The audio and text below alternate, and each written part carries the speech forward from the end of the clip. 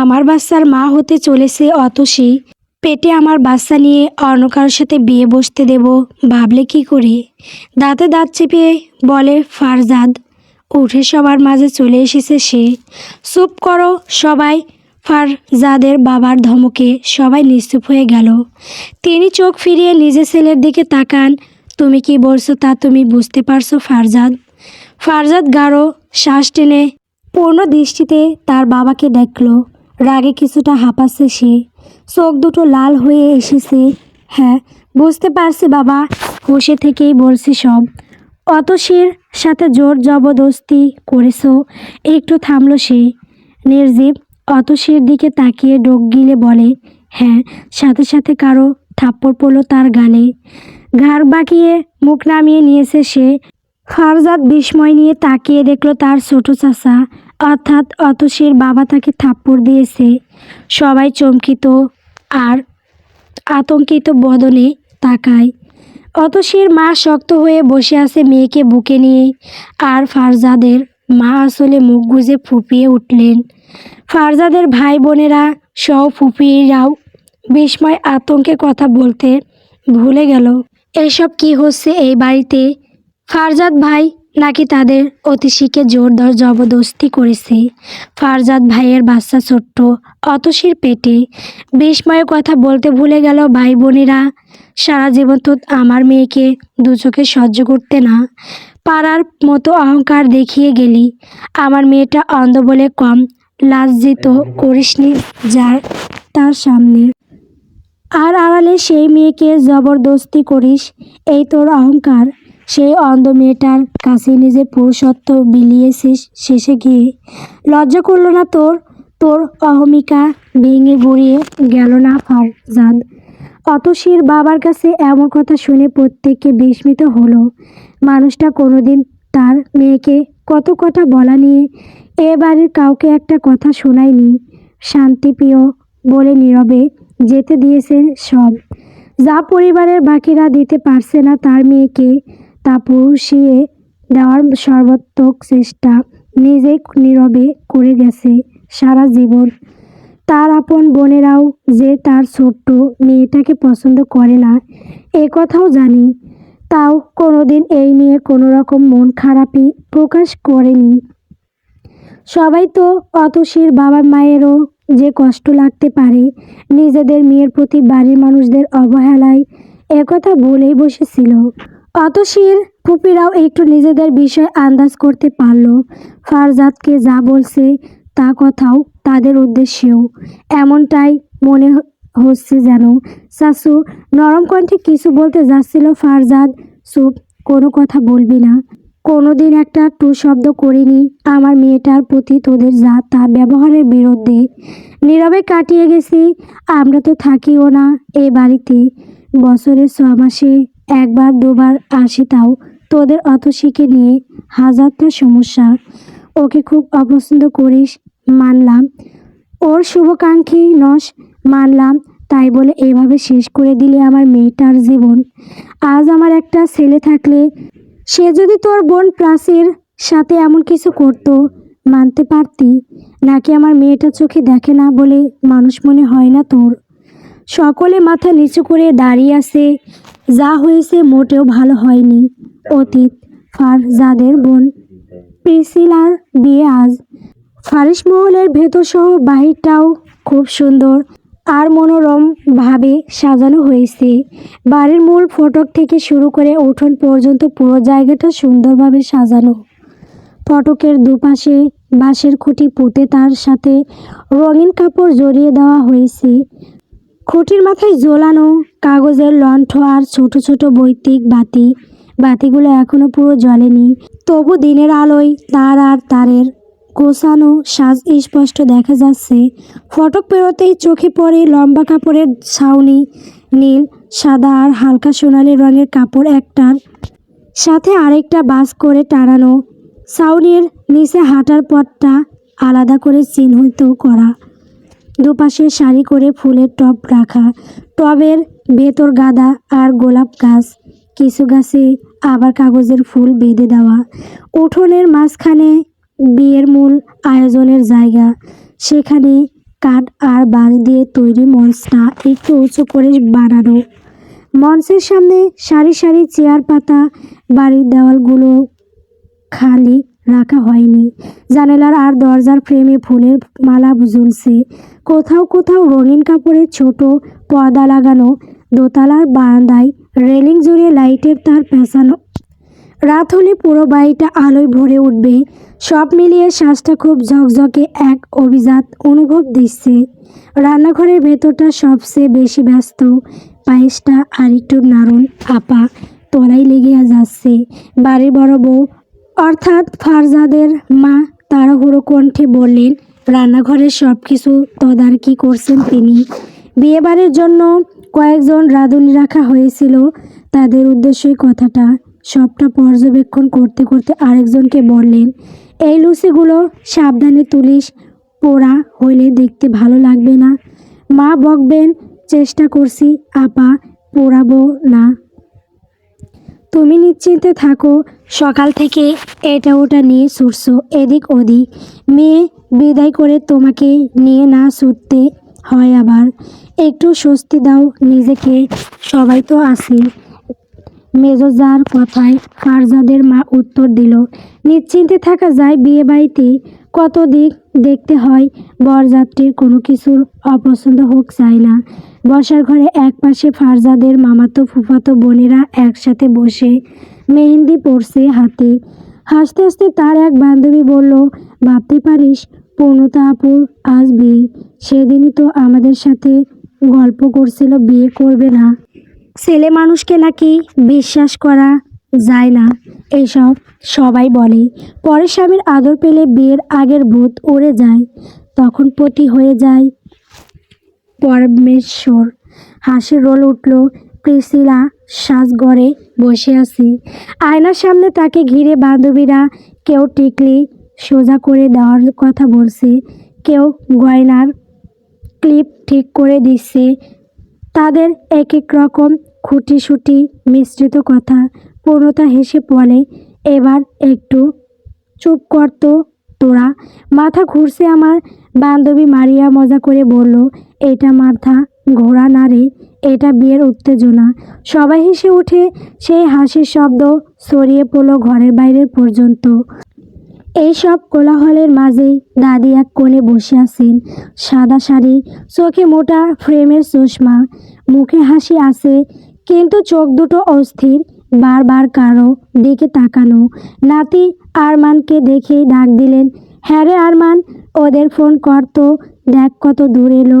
Phone করেছিলাম দাদি, মাঝ রাস্তায় আছে, কিন্তু একটা দুঃসংবাদ আছে তোমার জন্য। কি বলছিস?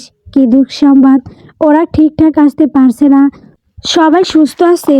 দাদির চিন্তিত কণ্ঠের এক এক প্রশ্ন। আরমান বলে, আরে এত উত্তেজিত হয়ে পড়ছো কেন?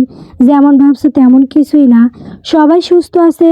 সমস্যা হচ্ছে তোমার নাতনি অতসী, সে আসছে না ছোট চাচু আর চাচিমণির সাথে। সে নাকি খালার বাড়ি গেছে।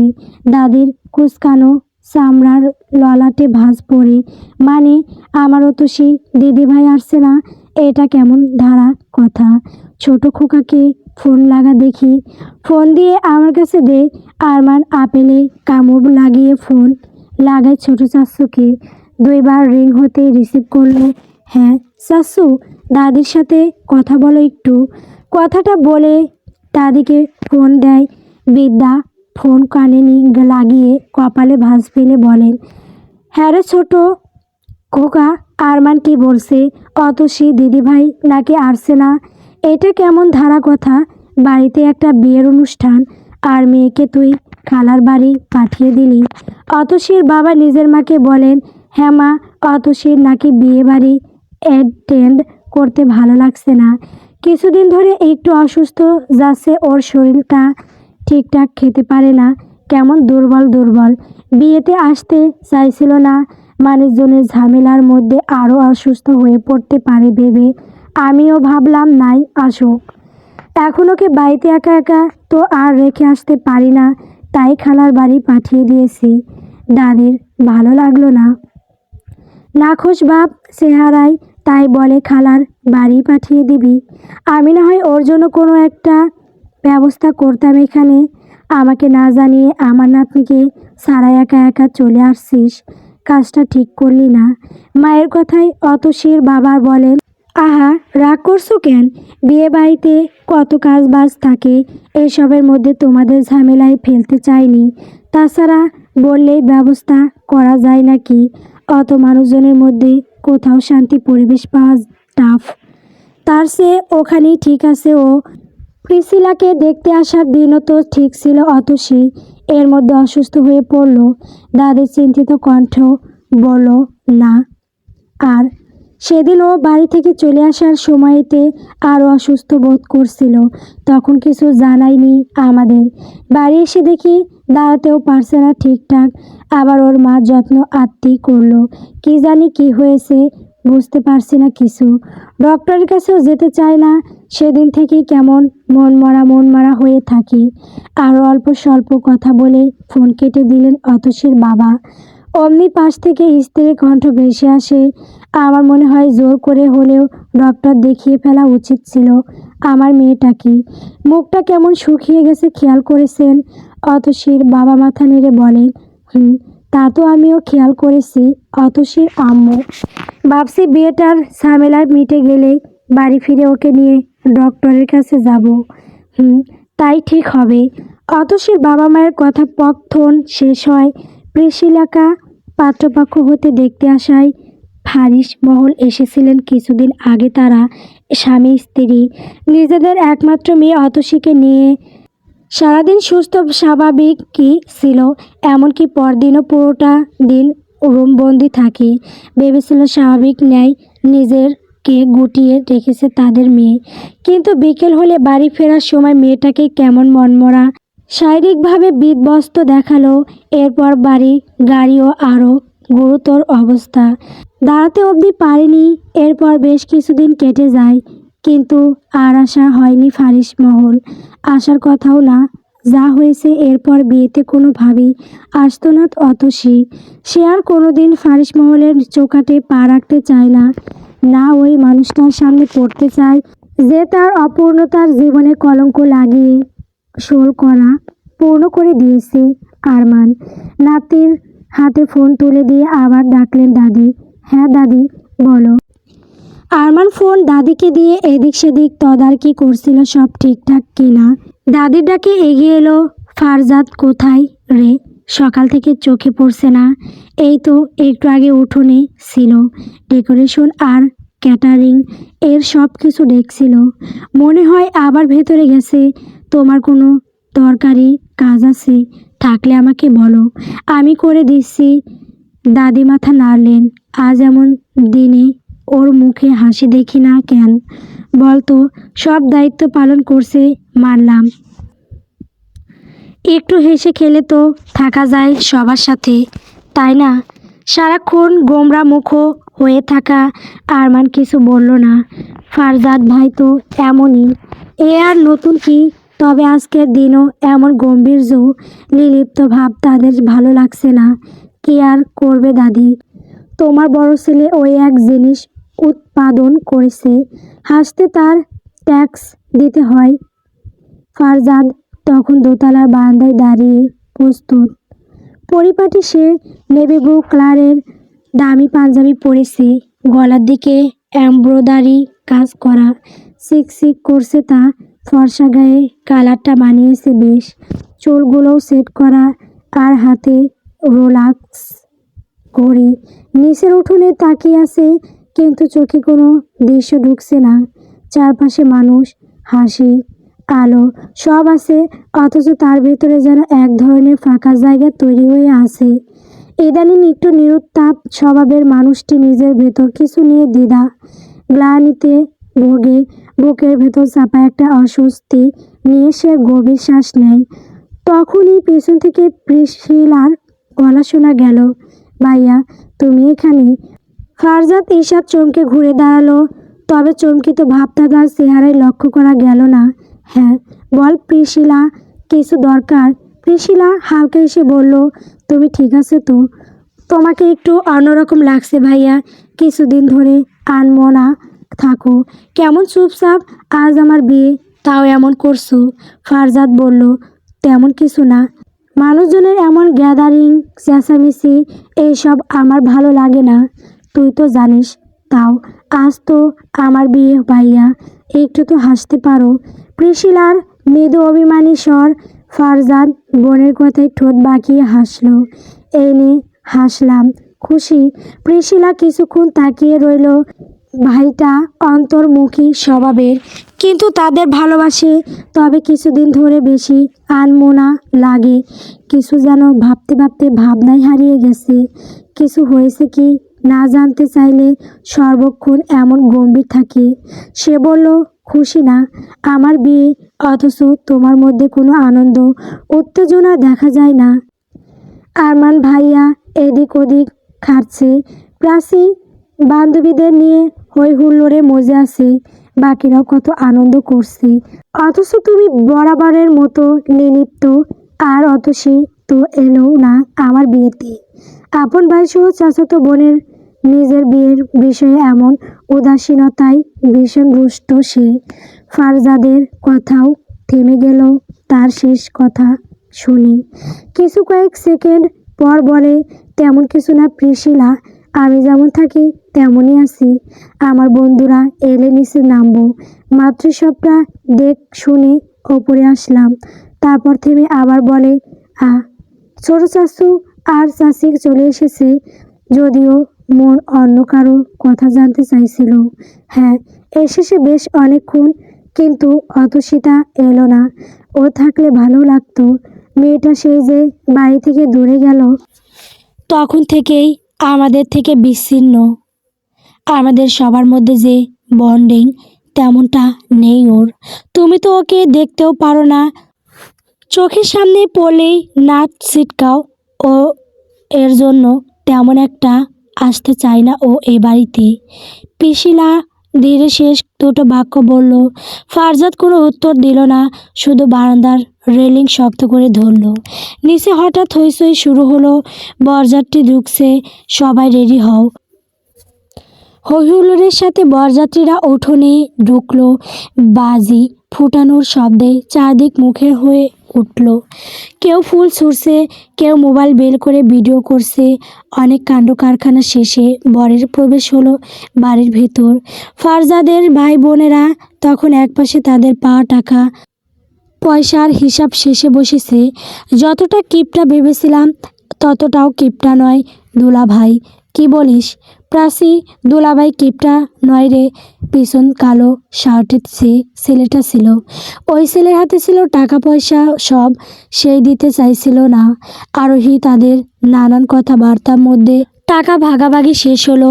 ফুফাতো বোন আর ফারজাদের মামাতো খালাতো বোনেরা নিজেদের ভাগ নিয়ে কথা হাসি ঠাট্টা করতে করতে চলে যায়। টাকা গুনতে গুনতে ফারজাদের ছোট বোন প্রাচী বলে ওঠে, আরোহী অতসীকে একটা ফোন লাগাতো, মেয়েটা কেন যে এলো না, কত কিছু মিস করে গেল। প্রাচীর কথায় ফারজাদের মেজো শাশুর মেয়ে আরোহী চোখে মুখ কুঁচকে বলে, অতসী থাকলেও আর কি হতো, আমাদের সাথে গেট ধরতে যেতে পারতো না? গেলে দেখা যেত মানুষের ধাক্কাধাক্কিতে আঘাত পেয়ে আধমরা হয়ে ফিরছে। তারপর বড় বাবা আমাদেরই বকতো, তার আদরে ভাতিজিকে দেখে রাখলাম না কেন, সব আনন্দ মাটি হতো না তো? আমাদের মতো জোর গলায় দাঁড়িয়ে কথা বলতে পারতো গেটে। ভালোই হয়েছে নেই টাকার ভাগও কম করতে হয়েছে। সাথে সাথে তার বড় ভাই আরমান মাথায় ঠাস করে লাগাই জোরে। বেশ লেগেছে আরোহীর। সে রেগে কিছু বলবে তার আগেই আরমান বলে, লোভী থেকে গেলে শয়তান মেয়ে, টাকার ভাগের জন্য এসব ফালতু চিন্তা মাথায় আনলে সামনে থেকে গালে থাপ্পড় লাগাবো। আরোহী রেগে বলে, তুমি ওই আনন্দের জন্য আমাকে এভাবে বলতে পারো না ভাইয়া। ভুল কি বলেছি আমি? এখানে এত মানুষজনের মধ্যেও থাকলে দেখা যেত ওর পেছন পেছন একজনকে লেগে থাকতে হচ্ছে, তাও বিয়ের আনন্দ মাটি যেত অতসীর জন্য। প্রাচী তাকে ধমক দিয়ে চুপ করতে বলে, কী সব কথা বলছিস আরোহী? বোন হয় আমাদের, এসব কথা ছোট চাচু বা চাচিমণির কানে গেলে কতটা কষ্ট পাবে ভেবে দেখেছিস? এই বিয়াদব হিংসুটে মেয়েকে আমার সামনে থেকে যেতে বল প্রাচী। মাথা গরম হলে আবার লাগিয়ে দেব দুই ঘা। এত মানুষের সামনে দামড়ি মেয়ে গায়ে হাত তুলতে চাইছিস না? যেতে বল একে। আরমান দাঁতে দাঁত চেপে বলে। আরোহী দুজনের রাগের তোড়ে পড়ে একটু বিচলিত হলো না, বরং দ্বিগুণ তেজ দেখিয়ে বলে, উচিত কথা তেতুই হয়, নতুন কিছু না এটা। তোমরা শুনতে ভালো না লাগলে চুপচাপ থাকবে। আমাকে এত নীতির কথা শোনাতে আসবে না বলে দিলাম। আর আবার বারবার বলবো আমি। অতসী হাসেনি, ভালোই হয়েছে, শান্তিতে ছিলাম আমরা। জেদ দেখিয়ে কথা শুনিয়ে হনহন করে চলে গেল সে। এই ফারজাদ ভাই আর আরোহীর বাচ্চার সমস্যা কি আমি বুঝি না। মেয়েটা চোখে দেখে না বলে কি মানুষ না?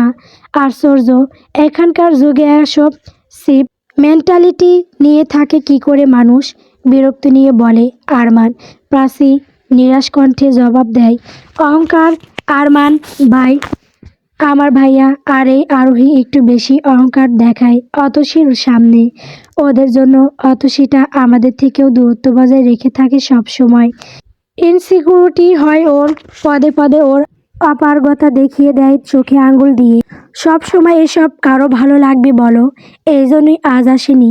জানতো ওকে নিয়ে এদিক ওদিক কিছু একটা হবেই, তাই আসেনি। অসুস্থ তসুস্থ ওসব বাহানা অতসীর। আরমান নিজেও বেশ বুঝেছে তা। অতসীকে একটা ফোন দিত না হয়, দেখি একটু বাড়ির সবাই এত আনন্দের মধ্যে আছে, ওর নিশ্চয় ওখানে মন খারাপ লাগছে। আরমান ভাইয়ের কথায় প্রাচী ফোন লাগায় অতসীকে। কয়েকবার রিং পড়ে তবে রিসিভ হলো। হ্যালো, কে বলছেন? বড্ড মিহি সেই কণ্ঠ লাউডে দিয়ে ধরেছে প্রাচী।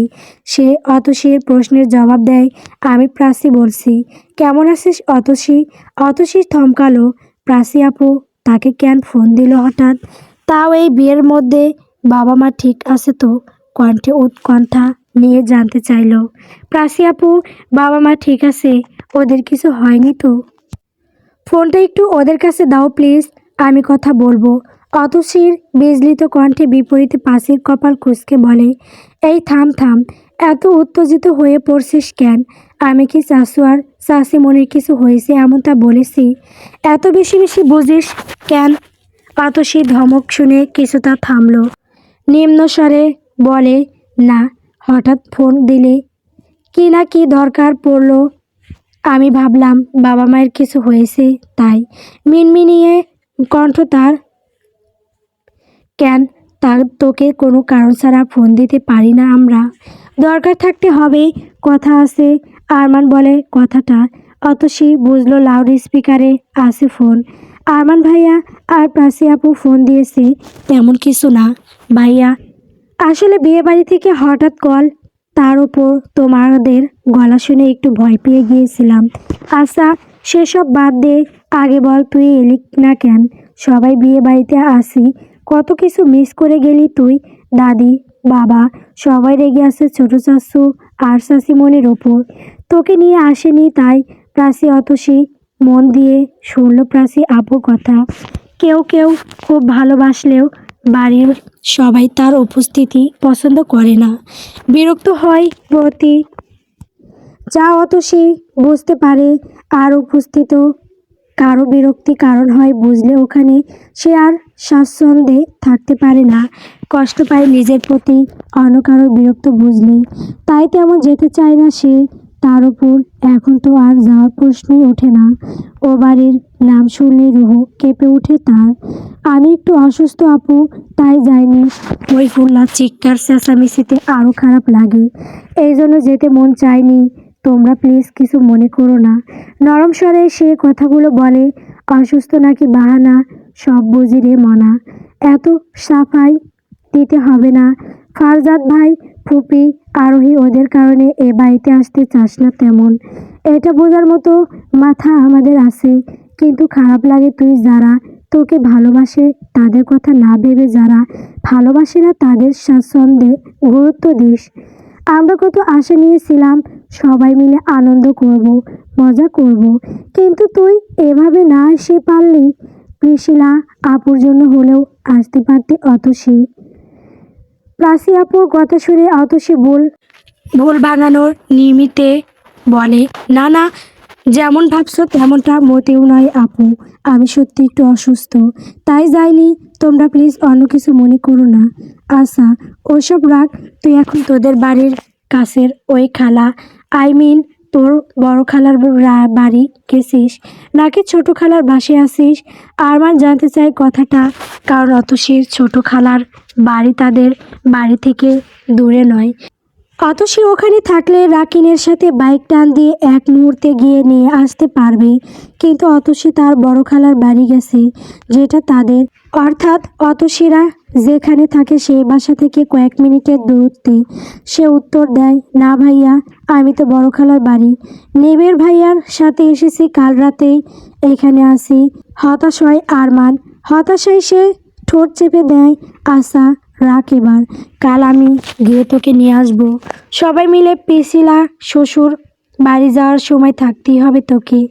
কোনো না শুনবো না কাল, এখন ঘুমিয়ে পড়, ঘুমিয়ে শরীর চাঙ্গা করে নে, কাল কোনো বাহানা চলবে না। কথাটা বলে ফোন কেটে দেয় আরমান, যাতে যাবে না বলে কোনো গাইগুই করতে না পারে অতসী। তার ডাক পড়লো ওপরে, সে চলে যায় ফোন প্রাচীনকে দিয়ে। প্রাচীনও ফোন ঘাঁটতে ঘাঁটতে কাজিনদের ভিড়ে চলে গেল আপন মনে। তাদের থেকে অল্প দূরত্বে বন্ধুদের সাথে নিয়ে বসে আছে ফারজাদ। তার বন্ধুরা গল্প গুজব করছে আর সে তাদের মধ্যে থেকেও নির্লিপ্ত। প্রাচী অতসীর ফোনালাপের সবটা কানে এসেছে হয়তো, দেখে মনের ভেতর কী চলছে বোঝা যাচ্ছে না ঠিক, কিন্তু মনে হলো অতসী রানীকে নিয়েই ভাবছে, যার সাথে কিছুদিন আগে সব দূরত্ব মিটিয়ে নিয়েছিল। তাকে নিয়েই ভাবছে হয়তো। প্রিশিলার বিয়ের অনুষ্ঠান সুষ্ঠুভাবে সম্পন্ন হয়েছে। বর্তমানে সে শ্বশুরবাড়ি অবস্থান করছে। ফারিস মহলে সে আর নেই এখন। বিয়ে বাড়ির সব অতিথিরা সহ বাড়ির গুরুজনরা খুব তাড়াতাড়ি উঠে পড়েছে, যদিও বেশিরভাগ অতিথি চলে গেছে কালই, কিন্তু কাছের মানুষগুলো আছে, যেমন ফারজাদের দুই ফুপির পরিবার, তিন মামা আর এক খালার পরিবার। তারা সবাই আছে নিজেদের ছেলে মেয়ের সমেত। বড়রা তাড়াতাড়ি উঠে পড়েছে, ছেলেমেয়েরা বেলা অবধি ঘুমালো, তাও বেশি বেলা গড়াতে দেওয়া হয়নি। 10টার দিকেই প্রত্যেককে ডেকে ডেকে তোলা হলো। প্রিশিলার শ্বশুর বাড়ি যেতে হবে। মেয়েগুলোর এক একটা তৈরি হতে হতেই ঘন্টার পর ঘন্টা সময় লেগে যায়, তাই বিশেষ করে তাদের খুব তাড়াহুড়ো লাগে। জাগিয়ে দেওয়া হলো। ঘুম থেকে উঠে তখন সবাই ডাইনিংয়ে নাস্তা করছে। ফারজাদ, তার বোন প্রাচী, বড় ফুপির ছেলে মেয়ে সাদমান, সাইরা, আদনান, ছোট ফুপির এক মেয়ে সামিরা, আর ফারজাদের মেজো চাচুর ছেলে মেয়ে আরমান, আরোহী সহ ফারজাদের মামা খালাদের ছেলে মেয়েরাও আছে। খেতে খেতে আরমান ফোনে কিছু একটা করছিল। নাখুশ ভাব তার চেহারায়। গলা উঁচিয়ে ছোট চাচিকে, অর্থাৎ অতসীর মাকে ডাক দেয় সে। চাচিমণি, চাচিমণি। অতসীর মা রান্নাঘর থেকে এলো, হাতে চামচ নিয়ে রান্না করছিলেন কিছু। এসে আরমানকে শোধান, কি হয়েছে আরমান? কিছু লাগবে তোর? পরোটা আরও দুটো দেব। আরে রাখো তো পরোটা। তোমার মেয়ের ঘটে এত কুবুদ্ধি এলো কবে থেকে সেটা জানাও আগে। কথার মানে বুঝতে না পেরে আঁচল দিয়ে কপাল মুছে অতসীর মা বললেন, কি বলছিস? আমার অতসী আবার কি করলো? কি করেছে জিজ্ঞেস করছো? কাল বলেছিলাম আজ সকালে আমি নিতে যাব, মেনে নিল। কিছুক্ষণ পর আবার নিজে ফোন দিয়ে জানালো তার নিবিড় ভাইয়ার সাথে চলে আসবে সে। আমি যেন কষ্ট করে আর না যাই। আমিও ভাবলাম সত্যি সত্যি আসবে, তাই আর যেতে হবে না ভাবলাম। এখন দেখছি তোমার মেয়ের ফোন বন্ধ। এই মেয়ে তো আশা দড়িবাজ বের হলো, ফোন বন্ধ করে রেখেছে যেন আজও আসতে না হয়। এত একগুঁয়ে মেয়ে কীভাবে উৎপাদন করলে বলো তো চাচিমণি? ডাইনিংয়ে প্রত্যেককে আসে, অল্প হাসির রোল পড়ল শেষ কথায়। ফারজাদ ও আসে, কফিতে অল্প স্বল্প চুমুক দিতে দিতে বসে আছে সে। সবার মতো হাসলো না, না চোখ তুলে তাকালো, নিলিপ্তে চুমুক দিতে লাগলো শুরুর ন্যায়। কই এত কিছু তো আমায় জানায়নি অতসী, না বলেছে যে আজ ওর আসার কথা ছিল। কপালে ভাঁজ ফেলে বলেন অতসীর মা, চূর্ণী মিথ্যা বলেছে, তাই তোমায় জানায়নি। একবার পাই, কালও বিয়েতে থাকলো না, আজও আমরা সবাই যাব আর ও থাকবে না, এটা কোনো কথা হলো? প্রিশিলা আমায় বিশেষভাবে বলে দিয়েছিল যেন আজ বাকিরা কেউ বাদ গেলেও অতসীকে অবশ্যই নিয়ে যায়। এখন আমি কী জবাব দেব বলো তো ওকে? আরমান ফারজাদের মামি বলে, অতসী কাল এলো না কেন ভাবি? বোনের বিয়েতে উপস্থিত থাকলো না, এটা কেমন কথা? আপনারাও এখানে হলে ও কি একা রয়ে গেল? বাড়ি সামলাতে পারবে তো একা? অতসীর মা বললেন, হ্যাঁ আপা, ওকে আমার বোনের বাড়ি রেখে এসেছি। আমাদের বাসার কাছেই ওদের বাড়িটা, সমস্যা হবে না। পরপর আরমানকে উদ্দেশ্য করে বলে, অতসীর আসলেই শরীর খারাপ আরমান।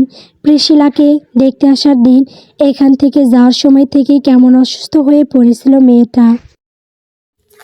এখনও শরীরটা দুর্বল, ওর না আসাই ভালো হবে। তোমরাই বরং চলে যাও, ওকে আমরা বড়রা মিলে গেলে তখন নিয়ে যাব আমাদের সাথে। এখনও গেলে তোমাদেরও ঝামেলা বাড়বে। অতসীর মায়ের কথা মানল সবাই, যে যার যার মতো তৈরি হয়ে দুপুরের আগ সময়ে রওনা দেয়। ছেলেমেয়েরা সবাই এখন প্রিসিলার শ্বশুরবাড়ি অবস্থান করছে। তার শ্বশুর বাড়িটা ফারিস মহলের মতো বেশ বড়সড় আর আভিজাত্য স্পষ্ট। প্রিসিলা ফারাজেদের ছোট, আর তারপর প্রাসি পড়ছে কলেজে। প্রিসিলাও কলেজ শেষ করেই বিয়ে দেওয়া হয়েছে, যদি এত তাড়াতাড়ি বিয়ে দেওয়ার নিয়ত ছিল না ফারিস মহলের কর্তাদের, কিন্তু ভালো সম্বোধন পেয়ে আর পাত্রপক্ষের নমনীয় অনুরোধে গলে গেলেন। প্রিশিলার আজ প্রথম দিন তার শ্বশুর বাড়িতে। নতুন বউ লাল গোলাপি রঙা শাড়ি পরেছে, খুব মানিয়েছে তার গায়ে ওটা। মাথায় ঘোমটা টানা, সাথে স্বর্ণের চুড়ি, ব্রেসলেট, কানের দুলসহ গলার হার, আংটি সব আছে পরনে। হাতখানা মেহেন্দি রাঙা, গালে গত রাতের লাজুক আভা। নতুন বউ বুঝি একেই বলে। সে ভাই বোনদের পেয়ে খুব খুশি হলো। একে একে সবার সাথে কথা বলল। বসার ঘরে বসতে দেওয়া হয়েছে আর তাদের। সবার জায়গা হবে না বলে বাড়তি চেয়ার এনে রাখা হয়েছিল আগে থেকেই, কিন্তু প্রিশিলার সবাইকে চোখে পড়লেও দেখলো না একমাত্র ভাই আর চাচাতো বোন অতসীকে। আরেকবার নজর বুলিয়ে দেখলো সে, ভাই না থাকলেও অতসীটা না কোথাও গুজে বসে আছে ভেবে, কিন্তু না, দেখা পেল না অতসীর। সে ভাই আরমানের দিকটাই এগিয়ে যায়, পাশে এসে জানতে চায়, আরমান ভাই, অতসীকে নিয়ে আসতে বলেছিলাম না তোমায়, ওকে আনলে না কেন? আরমান কী জবাব দেবে ভেবে পেল না, তাও কোনো রকম বলে, অতসীটা চালাকি করেছে আমার সাথে। আমি বলেছিলাম আজ সকালে ওকে নিতে যাব। জানালো নিবিড় ভাইয়ের সাথে নিজেই চলে আসবে বাড়ি, তারপর একসাথে আসতে পারবো। কিন্তু সকালে ফোন দিতেই দেখলাম ফোন সুইচ অফ। মেয়েটা ইচ্ছে করেই এমন করেছি। আমি আর কী বা করতে পারি যদি ও নিজে না আসতে চায়? শেষ দিকে হতাশ কণ্ঠে বলে আরমান। তার কথাই প্রিশিলার চেহারা তমসায় চেয়ে গেল। বিয়েতেও এলো না, আজও এলো না, মন খারাপ হয় তার। কিন্তু তার ভাইকেও যে এখনও দেখা যাচ্ছে না। সে আবার এদিক ওদিক নজর ঘুরিয়ে বলে, কিন্তু ভাইয়াকেও তো দেখছি না কোথাও। ভাইয়া কি আসেনি তোমাদের সবার সাথে? আরমান বলে, ফারজাদ ভাই বাইক নিয়ে আসবে বলেছিল, আমাদের পরপরই তো বেরিয়েছিল, এখনও আসেনি কেন বুঝতে পারছি না। দাঁড়া, আমি ফোন দিয়ে দেখছি কোনো সমস্যা হলো কি না। বেশ কয়েকবার ফোন দিয়ে দেখলো আরমান, কিন্তু রিসিভ হচ্ছে না। সে হতাশ নয়নে তাকায় প্রিশিলার দিকে। প্রিশিলা বুঝলো ভাইকেও পাওয়া যাচ্ছে না লাইনে। অভিমান হয় তার, ভাই বোনরা তাকে অবজ্ঞা করছে। অতসী তখন তার খালামণিদের বাড়ির বাগানে বসে আছে। সাদা রঙের বসার টুল আছে ওখানে লম্বা একটা, ওখানেই বসে আছে সে। পাশে হাঁটার সময় সাবধানতায় সুবিধার্থে যে স্টিকটা ব্যবহার করে ওটা রাখা। খালার বাড়িতে অতিরিক্ত কেউ নেই। তারা স্বামী স্ত্রী আর সন্তানেরা, যারা প্রত্যেকে অতসীকে স্নেহ করে। তাই তার এখানে আসতে কোনো দোনমনা থাকে না। সে এখানটায় খালাতো বোনের সাথে বসেছিল, বসে বসে গল্প মেতেছিল। কিন্তু মায়ের ডাক পড়ায় খালাতো বোন ভেতরে যায়, আবার ফিরে আসবে বলে অতসীকে রেখে গেছে। অতসী আপন মনে বসেছিল, অকস্মাৎ বেঞ্চিতে তার পাশে কেউ বসেছে মনে হতেই কপালে ভাঁজ পড়ল তার। কে? কোনো উত্তর নেই। অতসী ফের আওয়াজ তুলে, পাশে কে বসেছেন? এইমাত্র নিরুত্তর। নম্রতা আপু, নিবিড় ভাইয়া। নয়নিকা কে বলছেন না কেন? নয়নিকা তুই চুপ করে আসিস কেন? আমাকে ভয় দেখাতে চাইলে খালাকে বলে দেব দেখিস। এক ধারে বেশ কয়েকবার পাশে বসা ব্যক্তির পরিচয় জানতে চেয়ে কথাগুলো বলল সে, কিন্তু কেউ উত্তর দিল না। প্রথমে খালাতো ভাই বোনেরা কেউ তার সাথে মজা করছে ভাবলেও এবার ভয় করছে। কপাল ঘাম দেখা যাচ্ছে অল্প। সে কাঁপা কাঁপা শরীরটা টেনে একটু কাছে এগিয়ে বসে। উদ্দেশ্য ঘ্রাণ সুখে কে বুঝবে। সাথে অল্প করে হাতও বাড়ালো, কিন্তু কে চিনে নেবে তার আগে হাতটা কেউ ধরে নিল আলতো করে। অতসী আতঙ্কে শিউরে উঠল, কাঁপা কাঁপা গলায় বলে, কে? কে বলছেন? আমার হাত ধরেছেন কেন আপনি? গেটের ভেতর কিভাবে আসলেন? আপনি কে? ভীষণ আতঙ্ক তার মিহি কণ্ঠে। উত্তর না পেয়ে দিয়ে হাতের আঙুলের ভাঁজে হাত গলিয়ে দিল সে জন।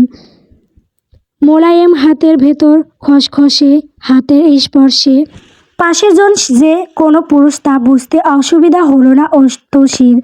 এতে তার আতঙ্ক বাড়ল। বউ কি? আপনি কে? কেন এমন করছেন? আমার হাত ছাড়ুন প্লিজ, আমি চিৎকার করব নয়তো।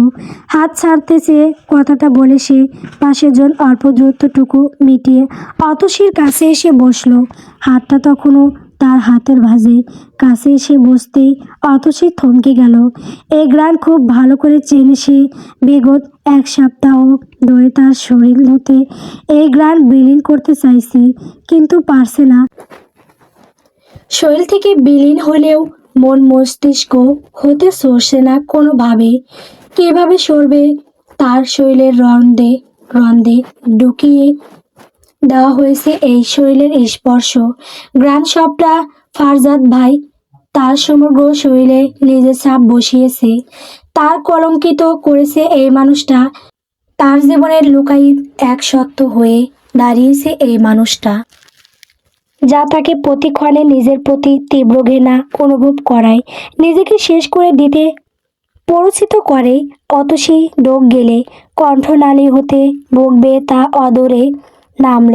ফারজাদ নিজের গম্ভীর সমুদ্রের মতো চোখের দৃষ্টি দেখল তা। খুব মনোযোগী সেই দৃষ্টি। এই মেয়েটাকে আগে কখনো এত সুন্দর, মোহনীয় আর প্রলম্বিময় লাগেনি তার চোখে। বিরক্ত হতো মেয়েটাকে দেখলে সে, খুব বিরক্ত হতো। চেহারাটাও সহ্য হতো না। এর কারণ মাত্র 11 বছর বয়সে এই মেয়েটাকে বাঁচাতে গিয়ে তার দাদুভাই মারা গিয়েছিল। তারপর নিজেও অন্ধ হয়ে বসে থাকে। দাদুভাইয়ের মৃত্যুর পিছনে এই মেয়েটাকে দায়ী করে গেছে বেশ লম্বা একটা সময় জুড়ে। যদিও অতসীকে দায়ী করতো এই কথা সে ছাড়া আর কেউ জানতো না। সময়ের সাথে সাথে তার সেই ধারণা যে ভুল ছিল তা বুঝতে পেরেছে, কিন্তু তাও কেন জানি সহ্য হতো না মেয়েটার। এরপর আরেকদিন তার কিছু বন্ধু এসেছিল বাড়িতে, যাদের একজন অতসীকে একা পেয়ে তার অজান্তেই তার পাশে এসে খারাপভাবে ছুঁয়ে দিতে চেয়েছিল। ফারজাদের চোখে পড়ে যায় তা। বাড়িতে তুল কালাম বাঁধিয়ে ফেলেছিল। নিজের বাড়িতে অতিথি হয়ে আসা বন্ধুকে মারতে মারতে আধমরা করে ফেলে।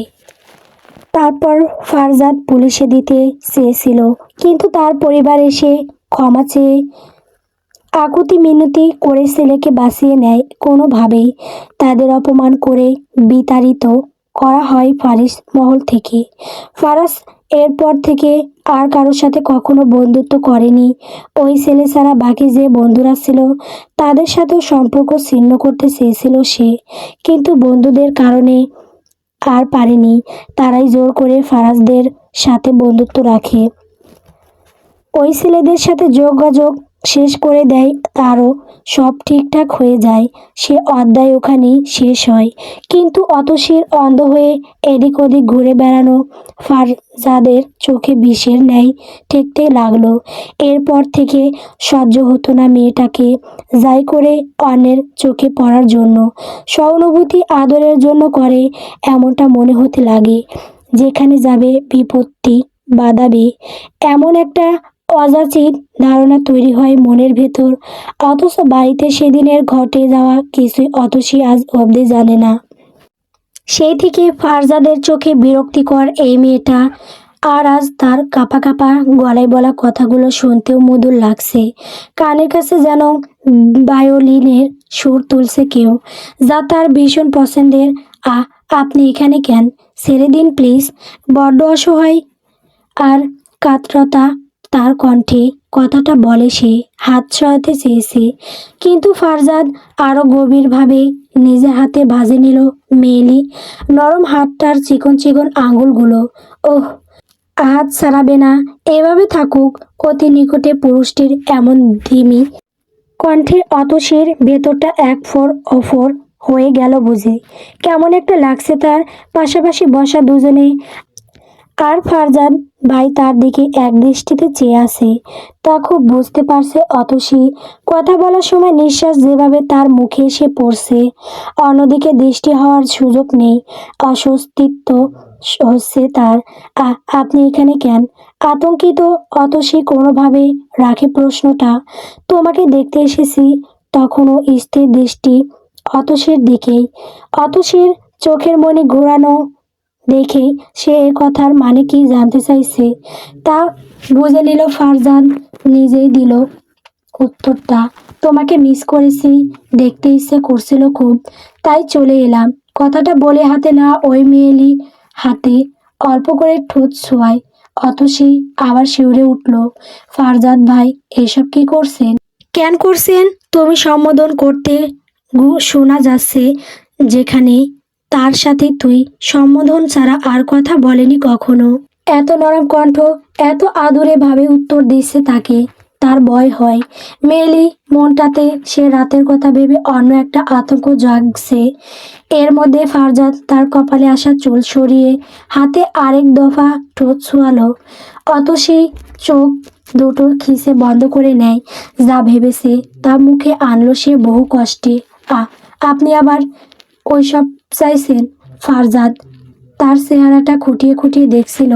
নতুন কি এসেছে মুখটাতে তা খুঁজে বের করতে চাইছিল।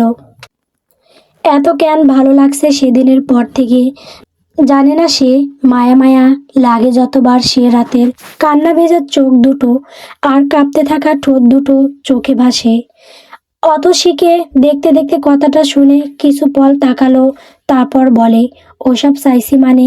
স্বাভাবিক জিজ্ঞাসা স্বর ফারজাদের।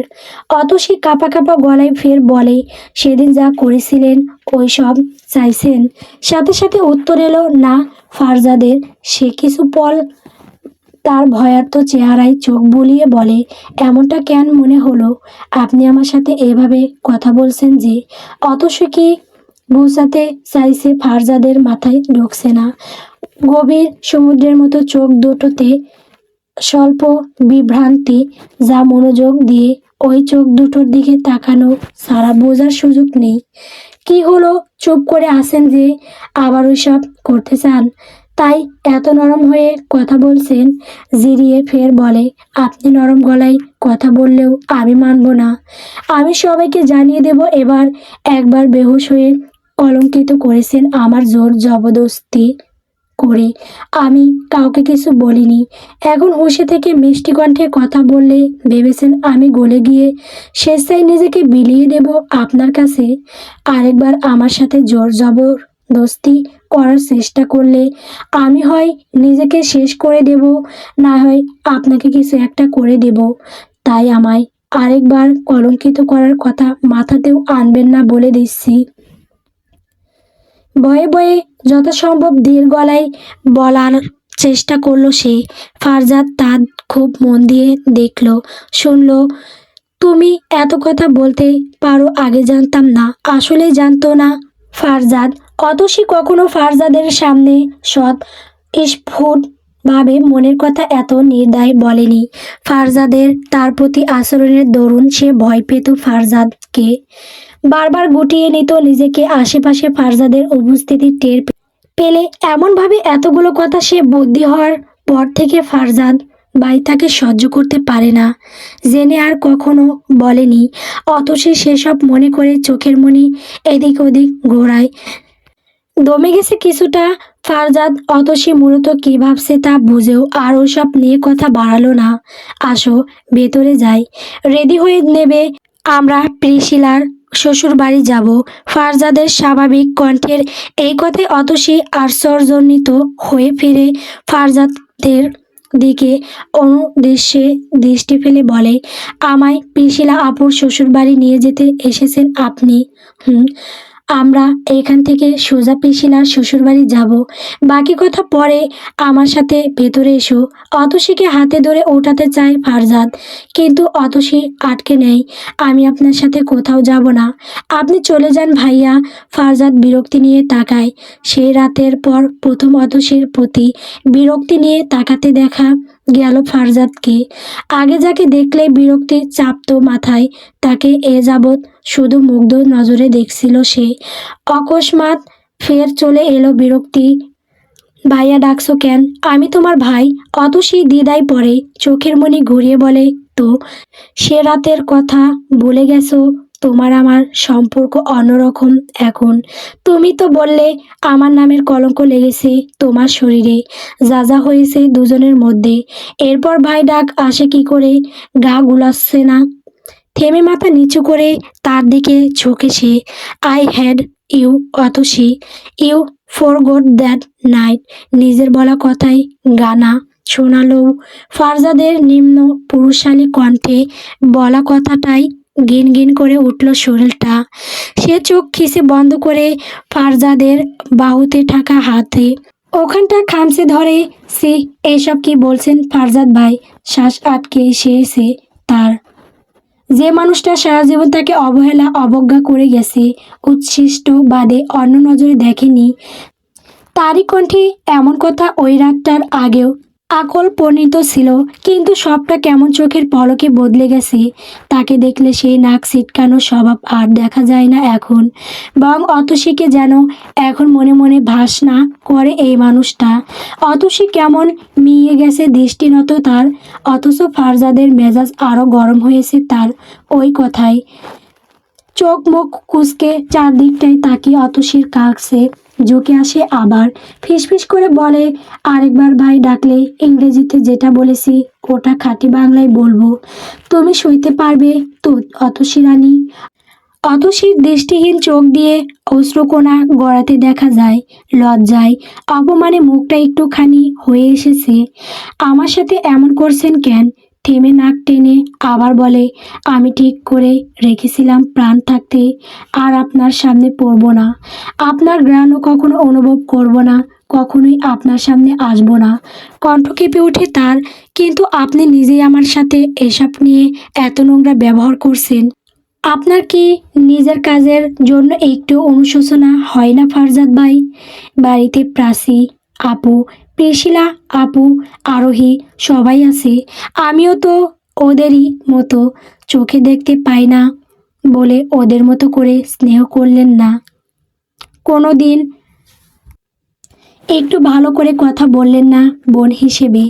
রাস্তার মেয়েদের মতো ব্যবহার করেছেন সব সময়।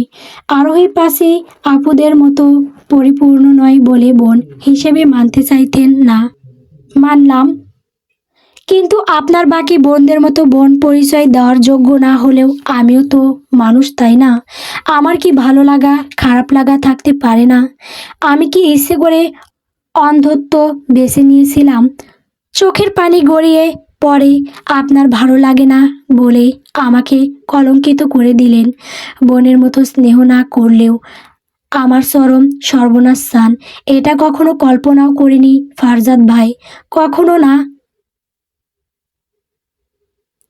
গল্প প্রেম ভবনের অতসী।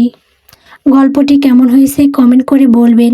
আমার চ্যানেলে নতুন নতুন গল্প পেতে অবশ্যই আমার চ্যানেলটিকে সাবস্ক্রাইব করবেন। ধন্যবাদ।